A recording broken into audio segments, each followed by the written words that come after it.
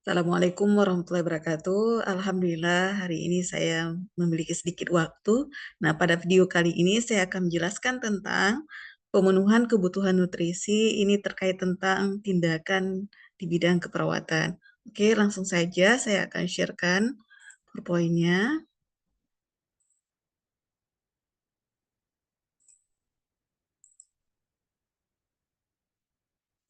Oke, jadi topik kali ini yang akan kita bahas tentang menghitung indeks massa tubuh atau IMT, kemudian pemberian makan dan minum per oral, pemasangan NJT, plus dengan soal latihan. Semoga dengan adanya soal latihan ini bisa mengevaluasi bagaimana tingkat pemahaman terkait tentang pemenuhan kebutuhan nutrisi. Oke, yang pertama kita melihat menghitung indeks massa tubuh. Nah, indeks massa tubuh atau IMT ini untuk menilai seberapa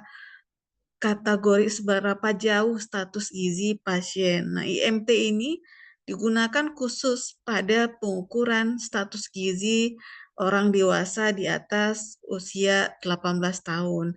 Nah, adapun rumusnya IMT sama dengan berat badan dalam kilogram dibagi dengan tinggi badan dalam meter dikali dengan tinggi badan juga dalam meter.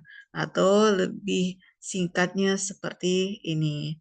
Nah, selanjutnya setelah didapatkan hasil berdasarkan perhitungan IMT, maka dikategorikan ke status gizi dari pasien. Nah, IMT di bawah 17 ini termasuk ke dalam kategori kurus dengan kekurangan berat badan tingkat ringan, tingkat berat. Kemudian IMT 17,0 sampai 18,4 kurus dengan kekurangan berat badan tingkat ringan. Nah, kemudian 18,5 sampai 25,0 ini dikategorikan dengan normal. Selanjutnya 25,1 sampai 27 ini termasuk gemuk dengan kelebihan berat badan pada tingkat ringan. Nah, di atas 27,0 gemuk dengan kelebihan berat badan pada tingkat berat. Jadi, ketika pasien akan diberikan pemenuhan kebutuhan nutrisinya, maka terlebih dahulu perawat harus mengetahui pasien ini termasuk ke dalam status gizi apa. Oke. Nah, sebagai contoh kita melihat jika seseorang memiliki berat badan 70 kg dengan tinggi badan 1,75 meter, maka perhitungannya 70 dibagi 1,75 kuadrat. Nah, didapatkanlah hasil 22,86. Berdasarkan kategori, maka ini termasuk ke dalam kategori normal. Nah, selanjutnya tindakan pemberian makan dan minum per oral. Berarti proses memberikan makan minum kepada pasien yang mampu dilakukan secara oral. Nah, indikasinya apa?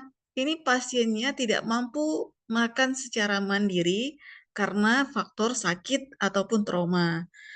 Nah, contohnya apa? Seperti hemiplegia. Hemiplegia ini kelumpuhan pada salah satu sisi tubuh dari pasien. Bisa saja tangan kanan atau tangan kiri. Jadi seperti itu. Nah, kemudian quadriplegia. Quadriplegia ini kelumpuhan secara keseluruhan tubuh dari pasien. Nah, bisa saja juga kepada 4 sisi ekstremitas pasien, kedua kaki dan kedua tangan. Kemudian fraktur lengan, adanya kecacatan anggota tubuh bagian atas, atau kelemahan karena faktor usia, seperti pada lansia. Oke. Nah, apa aja yang harus diperhatikan ketika memberikan makan minum pasien secara oral? Yang pertama, kita harus tahu berapa jumlah kalori makanan yang telah ditetapkan oleh tim gizi. Kemudian setelah pasien menghabiskan makanan dan minuman, maka harus dicatat berapa intake yang dihabiskan oleh pasien. Nah, selanjutnya, pada pasien yang menerima suplemen oral, tambahan seperti vitamin ataupun susu, maka harus dicatat kapan waktu pemberiannya, apakah antara waktu makan atau bersamaan dengan makanan intinya. Itu juga harus diperhatikan. Kemudian jumlah yang harus dikonsumsi seberapa banyak, kemampuan toleransi terhadap suplemen yang diberikan. Ada enggak pasien tersebut mual muntah? Nah, ini juga harus diperhatikan. Kemudian seberapa efektif suplemen oral tambahan ini bagi kondisi penyembuhan penyakit pasien, itu juga harus diperhatikan. Nah, selanjutnya pada pasien dengan kondisi tertentu seperti dekubitus, pemasangan traksi, kemudian pasca pos pembedahan dengan anestesi spinal, maka ini pemberian makannya itu jangan sampai diberikan dengan posisi kepala lebih tinggi. Kenapa? Karena ini bisa terjadi penekanan pada bagian belakang. Nah, maka sangat dianjurkan untuk memberikan posisi mendatar atau supin. Nah, selanjutnya, ketika perawat memberikan asuhan keperawatan kepada pasien, maka harus memperhatikan proses keperawatan itu sendiri, yang terdiri dari 5 tahapan. Ada pengkajian, diagnosa keperawatan, intervensi, implementasi, dan evaluasi. Nah, apa aja pengkajian ini? Kaji fungsi gastrointestinalnya. Nah, dan tipe diet yang dapat ditoleransi oleh pasien. Nah, nanti kita akan mempraktekkannya langsung di lab bagaimana kita mengkaji fungsi dari gastrointestinal. Kemudian kaji juga kemampuan menelan pasien. Ada nggak gangguan neurologi, kemudian refleks gag-nya. Nah, kemudian kemampuan makan pasien secara mandiri, kemampuan motoriknya, ada nggak terjadi kelemahan otot, kemudian tingkat kesadarannya seperti apa, kekuatan visual dan mood pasien, nafsu makan, toleransi terhadap makanan, jenis makanan yang disukai atau tidak disukai oleh pasien, juga yang terlebih penting kaji adanya alergi terhadap makanan. Nah, setelah dilakukan pengkajian, maka didapatkanlah data subjektif berdasarkan keluhan pasien, kemudian data objektif dari hasil pemeriksaan perawat. Nah, maka ditegakkanlah diagnosa keperawatan. Adapun diagnosa keperawatan yang kemungkinan muncul yaitu ada dua, perubahan nutrisi kurang dari kebutuhan tubuh, kemudian defisit kemampuan makan secara mandiri. Nah, intervensinya apa? Membantu memberikan makan dan minum per oral.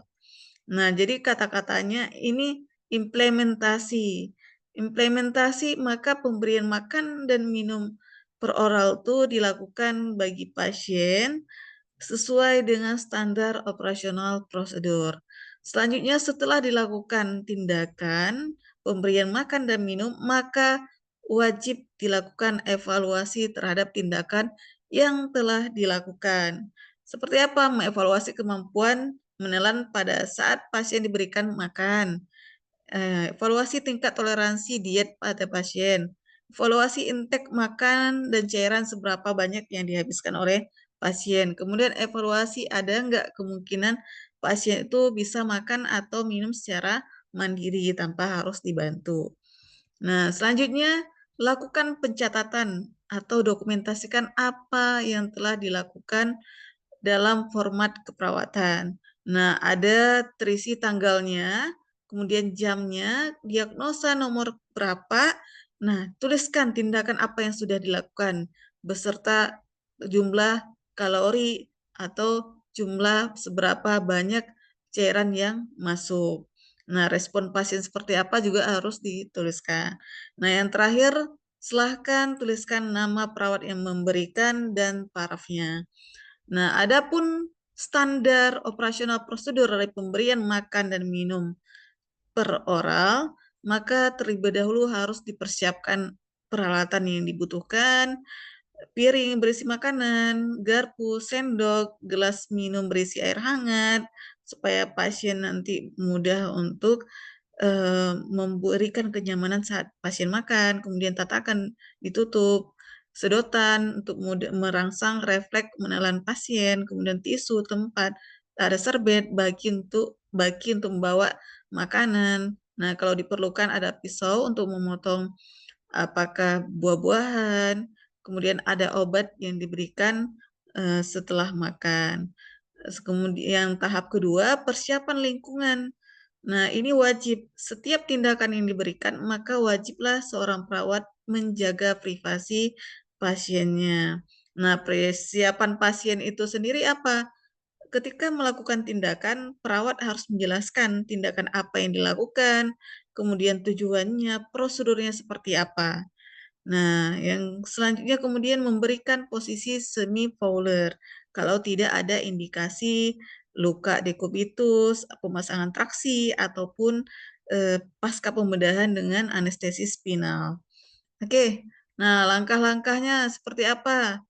Kita lihat ini yang harus dilakukan secara teratur, tersistematis, sehingga nanti ketika dilakukan tindakan ini, maka perawat sudah menunjukkan profesionalismenya sesuai dengan standar operasional prosedur yang telah ditetapkan. Nah, sikap yang harus ditunjukkan oleh perawat harus melakukan secara sistematis seperti tadi saya sampaikan, maka komunikasi selama pemberian makan, maka perawat boleh menanyakan kepada pasien apakah makanannya itu eh, bisa ada menimbulkan perasaan mual, muntah, ini boleh ditanyakan. Kemudian apakah nyaman, apakah ini perlu ditambahkan lagi, itu boleh ditanyakan kepada pasien. Kemudian minumnya seberapa banyak sanggupnya. Nah, ini juga harus diperhatikan, ditanyakan, dikomunikasikan. Kemudian perawat juga harus menunjukkan rasa percaya diri selama pemberian tindakan bagi pasien. Oke. Nah, tindakan pemasangan NJT. Pemasangan NJT ini berarti memasukkan selang plastik lunak nasogastrik tube melewati hidung, kemudian menuju kepada lobus telinga, kemudian sampai nanti berakhir di lambung. Nah, kemudian tindakan ini merupakan tindakan kolaborasi perawat dengan tim dokter. Jadi bukan tindakan mandiri pada bidang keperawatan. Nah, indikasi dari pemasangan NJT, nah, kepada pasien mana saja yang bisa diberikan pemasangan NJT? Pasien yang tidak mampu melakukan makan, minum, dan obat secara oral. Kemudian pasien yang mengalami keracunan obat dan makanan, sehingga harus dikeluarkan cairan lambungnya melalui selang NJT. Kemudian pasien yang untuk mencegah muntah atau aspirasi pada pasien-pasien trauma dada atau trauma abdomin. Nah, kemudian pada pasien yang mengalami pendarahan lambung seperti hematemesis, batuk berdarah akibat pendarahan pada lambung, kemudian melena. Nah, feses yang berwarna hitam berbau khas. Nah, ini akibat pendarahan pada lambung. Kemudian pasien yang dengan distensi abdomen atau penegangan pembesar ataupun pembesaran abdomen. Nah, karena apa? Karena faktor peningkatan volume gas, darah, dan cairan. Selanjutnya pasien yang memerlukan diagnosa yang memerlukan penegakan diagnosa seperti pemeriksaan dari cairan lambung itu sendiri sehingga diperlukan pemasangan NJT. Nah, tujuannya untuk apa? Untuk pemenuhan, udah pasti ya, untuk pemenuhan kebutuhan nutrisi dan cairan yang adekuat dengan cara memasukkan makan dan minum melalui selang tersebut.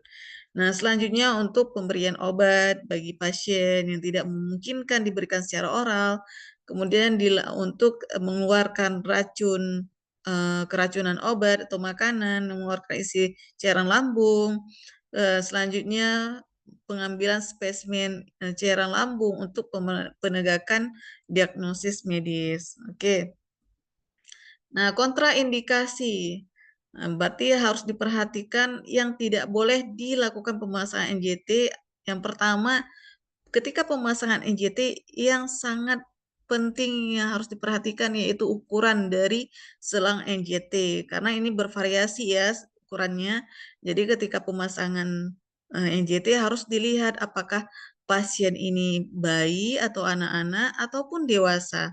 Nah, karena berbeda ukurannya untuk orang dewasa dengan anak-anak ataupun bayi. Nah, untuk orang dewasa ukurannya 14 sampai 18 French, sedangkan untuk klien, untuk pasien bayi dan anak-anak ukurannya 10 sampai 14 French. Nah, kemudian ini pasien yang trauma kepala, injuri maksilaris atau fraktur tengkorak anterior ini tidak boleh dilakukan pemasangan NJT melalui hidung karena dapat meningkatkan peningkatan tekanan intrakarnial. Nah, selanjutnya yang ketiga, pasien dengan strikur esofageal. Berarti ini ada jaringan parut pada saluran esofagus. Nah, itu juga tidak boleh. Nah, dan varises esofageal, berarti ada pelebaran pembuluh darah pada dinding esofagus. Nah, ini sangat tidak disarankan untuk pemasangan selang NJT. Oke. Nah, keempat, pasien dengan kesadaran koma beresiko terjadinya muntah. Jadi ketika memasang NJT pada pasien yang penurunan kesadaran, ini juga harus hati-hati. Nah, kelima itu pasien yang eh, menjalani proses operasi gastrik bypass. Nah, jadi pasien ini harus sangat diperhatikan karena ini hanya bisa dilakukan oleh tim medis yang profesional. Selanjutnya hal-hal yang harus diperhatikan ketika pemasangan NJT.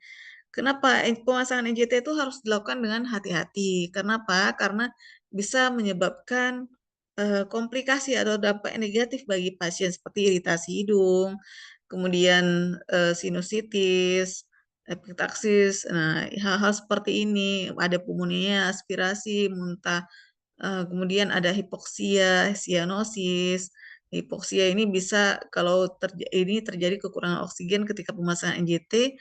Nah, ini karena salah satu dari hidung pasien atau pasien itu kurang mampu melakukan pernapasan dengan hidungnya ketika dipasang selang ini juga harus hati-hati.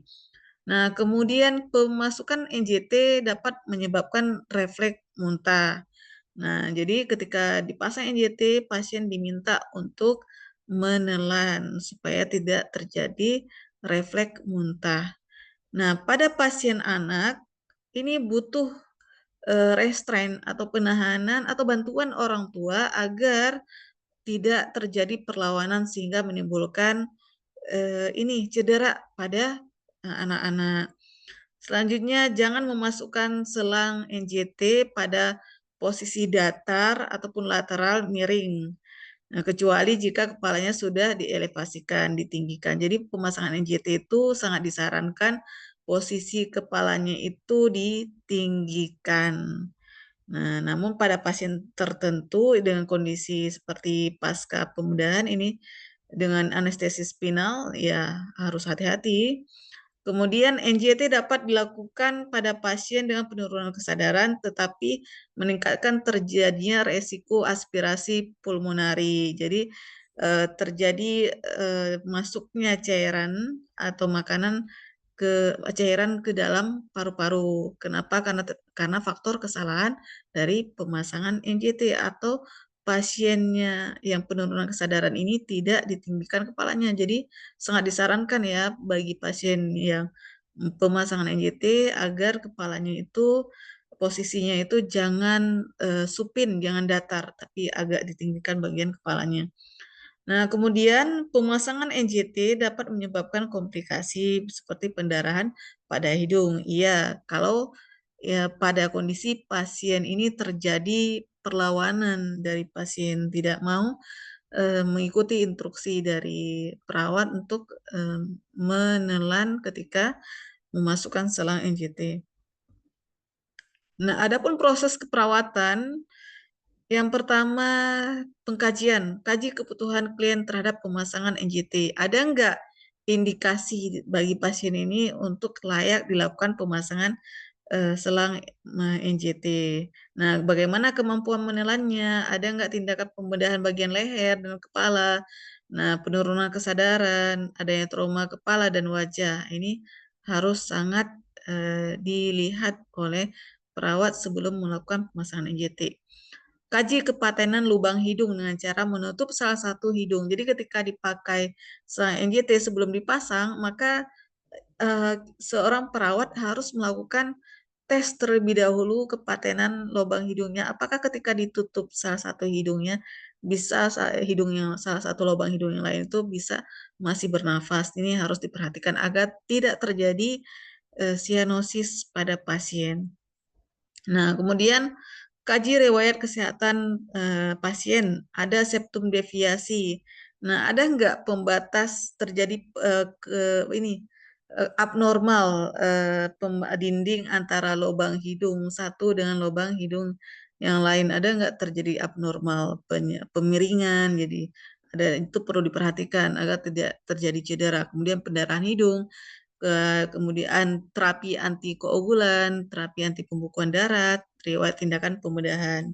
Nah, kemudian keempat, kaji kemampuan refleks muntah dengan cara menempatkan ujung spatel di mulut pasien dan kemudian menyentuh ujung uvulanya. Nah, ini sangat disarankan ya supaya nanti ketika pemasangan tidak terjadi efek yang negatif ketika dilakukan pemasangan selang.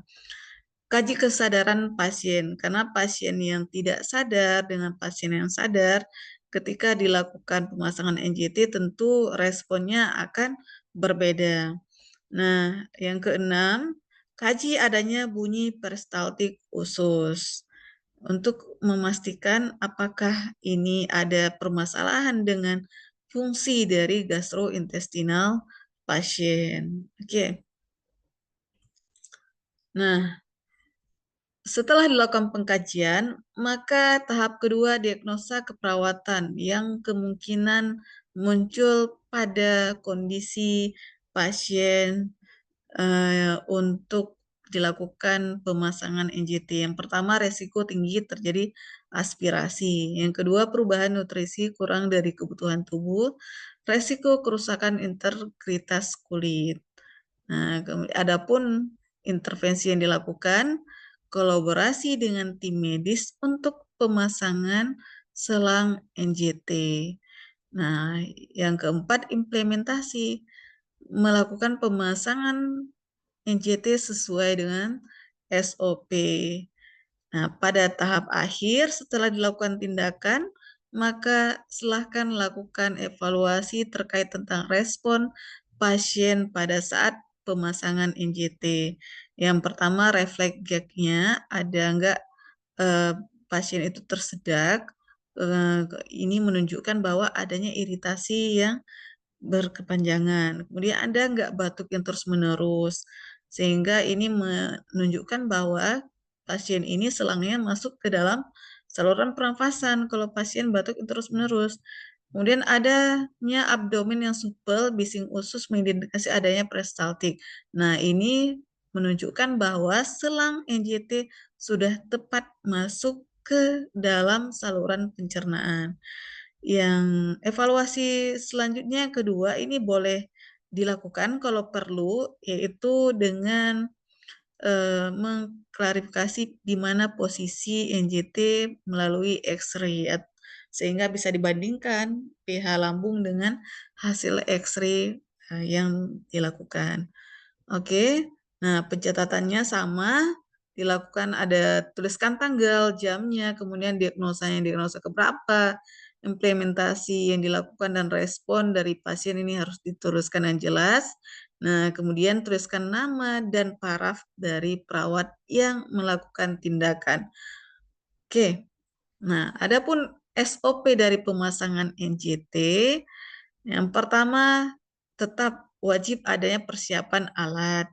Nah, ini seperti ini harus lengkap supaya tidak terjadi eh, pasien menunggu terlalu lama ketika perawat melakukan pemasangan NJT karena tidak lengkap alat. Kemudian persiapan lingkungan, ini wajib Ini memang sudah setiap hal yang kita lakukan bagi pasien harus menjaga privasi. Nah, kemudian mempersiapkan pasien, menjelaskan apa yang dilakukan, tujuannya untuk apa, prosedurnya seperti apa. Berikan pasien posisi fowler ataupun semi fowler di atas tempat tidur dengan kepalanya tinggi 30 derajat. Nah, adapun langkah-langkah ini harus dilakukan secara sistematis. Nah, sampai kepada memastikan letak NJT. Jadi ada 3 cara ini wajib dilakukan. Jadi tidak boleh salah satu dilakukan. Ya pastikan aja ketiganya dilakukan. Supaya kita yakin bahwa selang NJT itu masuk ke dalam saluran pencernaan. Nah, sikapnya sama, harus melakukan tindakan dengan sistematis, komunikatif dengan pasien walaupun selama pemasangan NJT, karena nanti ketika pemasangan NJT, pasien akan diminta menelan dan perawat juga akan menanyakan apakah pasien istilahnya ada merasakan mual, kemudian ada batuk, ini juga harus diperhatikan. Oke. Dan harus menunjukkan kepercayaan diri atau perawat itu harus percaya diri ketika memberikan tindakan kepada pasien sehingga ini profesionalismenya seorang perawat menunjukkan bahwa dia mampu untuk melakukan pemasangan NJT dengan sesuai dengan SOP. Oke. Nah, yang terakhir soal latihan. Nah, soal latihan ini menunjukkan seberapa jauh tingkat pemahaman mahasiswa ataupun perawat dalam melakukan tindakan pemasangan NJT. Jadi dengan adanya soal ini, mudah-mudahan ini bisa mengidentifikasi atau mengevaluasi seberapa paham dengan tindakan pemasangan NJT. Seorang pasien wanita berusia 60 tahun dengan riwayat penyakit stroke iskemik dirawat di rumah sakit karena kesulitan dalam menelan makanan dan cairan. Setelah dilakukan evaluasi, pasien tidak mampu menelan secara aman karena gangguan pada koordinasi otot-otot menelan. Perawat melakukan tindakan kolaborasi dengan tim medis untuk pemasangan nasogastrik tube guna memenuhi kebutuhan nutrisi pasien selama proses pemulihan. Nah, sebagai perawat yang merawat pasien, perawat harus melakukan beberapa langkah untuk memastikan pemasangan NJT dilakukan dengan benar dan pasien mendapatkan perawatan yang tepat. Nah, soal yang pertama, apa yang harus perawat lakukan terlebih dahulu sebelum melakukan pemasangan NJT pada pasien? Nah, ini ada 4 alternatif jawaban. Nah, di antara 4 jawaban ini ada satu yang paling benar dan tepat. Silahkan dipilih dan silahkan sampaikan apa alasannya. Kemudian yang kedua, setelah pemasangan NJT, perawat mendapati pasien mengalami batuk dan sesak nafas. Apa yang harus dilakukan perawat? Oke, silahkan ini dipilih yang mana jawaban yang tepat sehingga sesuai dengan kondisi yang dialami oleh pasien. Nah, tindakan apa yang perlu dilakukan untuk memastikan posisi NJT yang benar setelah pemasangan? Nah, ini yang lebih lagi harus diketahui oleh perawat bagaimana memastikan bahwa posisi NJT telah benar terpasang. Oke, silakan pilih jawabannya dan berikan alasannya. Demikian, semoga dengan sedikit sharing ilmu saat ini bisa memberikan sedikit pemahaman sebelum kita masuk ke praktikum besoknya. Oke, saya akhiri. Assalamualaikum warahmatullahi wabarakatuh.